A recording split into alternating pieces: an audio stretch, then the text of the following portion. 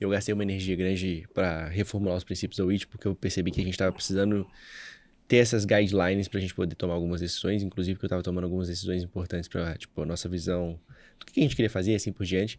E aí você falou assim, cara, eu acho que a empresa, ela precisa ter princípios e ela não precisa ter missão. Missão e visão.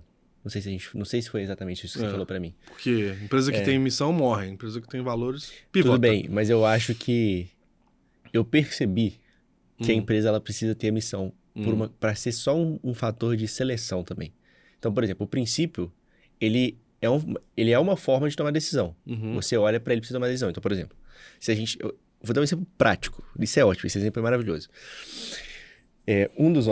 Das empresas que a gente é sócio é a Legas, e a Legas basicamente é a empresa que é responsável pela operação inteira do legado. O legado é o influenciador. Beleza. E a gente recebe proposta direto de casa de aposta, cassino e assim por diante. E são propostas muito boas. São propostas de múltiplos milhões por ano para ficar fazendo vídeo, divulgando cassino. Beleza. Eu e o Dudu e o Renan, eu e o Dudu principalmente, a gente já discutiu infinitamente sobre isso. Sobre esse dilema? Sobre esse dilema. Inclusive, quando eles ofereceram, eu vou falar os números, uma das casas de aposta ofereceu 300 mil por mês pra gente divulgar, e no contrato anual de 3, ou seja, 3,6 milhões por ano. Aí, eu e o Dudu, a gente tava assim, cara, a gente nunca nem jogou, né? Tipo, vamos jogar e tal, pra gente ver como é que o negócio funciona e tal. Aí a gente tava na padaria, tomando café lá, enfim, não vou falar lá onde que a gente tava não, mas enfim. Aí, eu falei assim, cara, eu vou botar 100zinho aqui, no cassino aqui, e vamos ver o que vai rolar, tá ligado? E a gente começou a jogar no T-Game. E aí foi engraçado, porque eu falei assim, mano, é isso aqui mesmo, é só você ficar, tipo... primeiro que é um negócio retardado, você fica, tipo, basicamente, tipo, roletando o bagulho lá infinitamente. E você vai controlando algumas variáveis lá de odd, enfim, algumas coisas assim. Aí, beleza, eu botei 100zinho, botamos 100 lá. Aí, beleza, e fomos ganhando, mano. Aí fomos, tipo assim, foi pra, sei lá, 101, 102, 105, 110, enfim. Nós chegamos em 127,40, eu acho. Aí eu falei, pô, nós estamos 27,4%. Tipo assim, nós estamos positivos, tá ligado? Beleza. Mano, aí... E eu tô assim, vamos parar, porque nós já entendemos, tipo assim, e daqui a pouco eu tenho certeza que nós vamos perder o dinheiro se a gente continuar, tá ligado? Porque esse é um ponto importante. Um dos pontos da nossa discussão é porque nós entendemos o business dos caras. Então, obviamente, a gente sabe que a perda precisa ser infinitamente maior do que o ganho da galera. E a gente sabe também que a chance de alguém ganhar, tipo assim, beleza, você entrou lá, você jogou e você ganhou, ótimo. Mas se você continuar repetindo e voltando e jogando, a sua chance de ficar positivo nessas jogadas como um todo é praticamente zero. Você provavelmente vai ficar negativo. Enfim, então a gente entende o modelo de negócio. Então, uma das coisas que a gente fica discutindo é tipo assim, cara, se a gente faria ou não. Beleza. E aí depois a gente pode entrar até um pouco mais a fundo qual que é a minha percepção sobre o cassino, mas em resumo, eu acho que eu não tenho nenhum problema com o negócio do cassino, cada um faz o que quer e foda-se. O meu problema é só com o jeito de divulgar. Se você falar pro cara que é uma renda extra, se você falar pro cara que ele vai ganhar dinheiro, isso é mentira, porque ele não vai e não é uma renda extra. Então, assim, que é o jeito que o mercado brasileiro, inclusive, divulgou muito. Mas, enfim. Sério? Pra caralho. É porque você não recebe esses anúncios porque... Não, eu não acompanho nada do que acontece no Brasil, né? Pelo amor de Deus. Não, uma das casas de aposta, muito grande, inclusive, que no Brasil inteiro, mas em Minas eles têm a maior praça deles, ou uma das maiores, se eu não me engano. É tipo assim, sei lá, investir no esporte e apostar no futuro. É tipo aí o slogan dos caras, entendeu? Mas enfim. Você tá investindo no esporte, perdendo seu dinheiro, e isso tá financiando os clubes? Então, é isso que eles... Eu não sei qual que foi a lógica deles por trás dessa... Porque seu slogan é na Mega Sena, né? A Mega Sena faz isso, pega o dinheiro e reinveste. Mas enfim... Teoricamente, né? A gente não sabe se é verdade. Eu tava conversando com o Dudu sobre isso, com o Legado, e aí... E assim, velho, vou só terminar de contar o caso da padaria lá que a gente tava investindo, e depois eu volto pra esse negócio que é engraçado. Aí, tipo assim, cara, o Dudu, ele mexeu em alguma coisa lá, tipo, igual nos odds, lá na plataforma. Mano, ele apertou um botão, nós, tipo, zerou. Nós perdemos 127 de uma vez. Eu falei, agora tá explicado como é que esses caras fazem tanto dinheiro. Mas, enfim.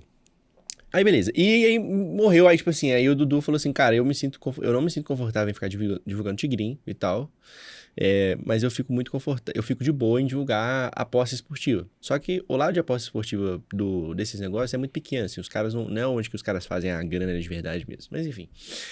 E outro ponto também é que o Dudu, ele não... Apesar dele falou assim, cara, eu fico mais à vontade porque faz parte da minha realidade, o esporte e tal, não é uma coisa que, tipo, ele não aposta, entendeu? A gente não aposta, a gente não joga isso, entendeu? E a gente nunca vai jogar também, porque não faz o menor sentido a gente botar o dinheiro nisso. Até porque, igual eu falei, a gente entende o business por trás. Mas domingo passado agora, igual eu falei, a gente recebe a proposta direta e tal, aí a gente tava negociando com algumas 3 casas lá depois que eles estavam conversando com a gente tava explorando a ideia de fazer só a parte de divulgação da parte de esportiva, né? E aí o que eu tava falando com o Dudu, eu falei assim, ó, velho, deixa eu falar uma coisa. Você tem que ter consciência que esse cara, ele vai entrar na parte esportiva, ok? Só que ele vai lá pro cassino, entendeu? Você tem que assumir que ele vai fazer isso. Porque o cassino, ele é muito mais chamativo e viciante do que o cara apostar lá na parte esportiva. Ele vai pra lá, ou uma grande parte vai pra lá. Então você tem que estar ciente que a sua divulgação, ou seja, o nosso negócio, vai estar jogando esse cara pra lá, independentemente de você estar falando ou não sobre isso. E aí, qual que foi o ponto de discussão que eu tava com ele? Ele tava assim, porque tem um conhecido dele lá que tá divulgando cassino e tá ganhando uma grana. Aí ele falou assim, cara, depois que ele começou a fazer isso, e eu sei de onde que vem o dinheiro, e o dinheiro vem da perda da galera, vai ser chamado pra CPI. E aí, uma parte da grana que o cara recebe é da perda da galera, né, que chama Rev Share. No contrato, inclusive, tem isso. Que o influencer recebe. Tem tipo assim, ó, o CPA é o quanto que você ganha por ter trago uma pessoa. Aí tem o Rev Share, que é tipo assim, sei lá, a pessoa perdeu 10 mil, você vai ter 35%. Então, 3.500 é teu. Tem tudo isso no contrato. E aí, ele falou assim, cara, agora que eu sei de onde que vem essa grana... Traga losers. Eu não tenho admiração nenhuma mais por aquele cara lá, X, que ele me falou. Uhum. Aí eu falei assim, porque, porra, eu sei de onde que vem, eu sei que ele tá enganando todo mundo pra conseguir esse dinheiro. E eu olho pra ele e falo assim, porra, mano, beleza, você tá fazendo grana, mas e aí? Aí eu falei assim, mano, você tá vendo que, tipo assim, você não pode divulgar essa porra, porque você vai pensar isso de você mesmo, né? Eu falei, porque... as pessoas vão pensar isso de você. As outras pessoas pensarem que você é um merda, tudo bem. Mas você pensar que você é um merda, fudeu. Fudeu. Tipo assim, você não pode... Tipo assim, a gente não pode criar um cenário que você vai pensar isso de você. Mas aí, voltando pra isso, eu falei assim, cara, a gente teve toda essa discussão. A gente ficou horas discutindo aqui. A gente já discutiu horas e horas e horas com, tipo, o assessor, com outros sócios e assim por diante. E eu falei pra ele assim, cara... Um dos princípios que você me traz o tempo todo, e a gente nunca definiu isso, que eu falei assim, vai, eu vou te mostrar por que é importante a gente definir os princípios. E aí depois a gente vai voltar pra questão da missão. Uhum.